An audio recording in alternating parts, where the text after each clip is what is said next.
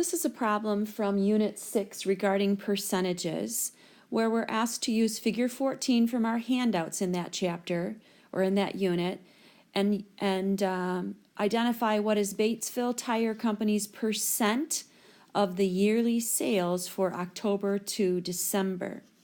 So what we have to recognize is that the total yearly sales from October to December was 80,000.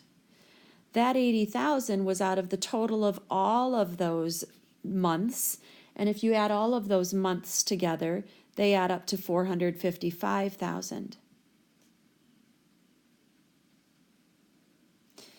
So to determine what percent 80,000 is of that 455,000, we just have to again divide that part by the total and multiply by 100. So 80,000 divided by 455,000 gives you a decimal.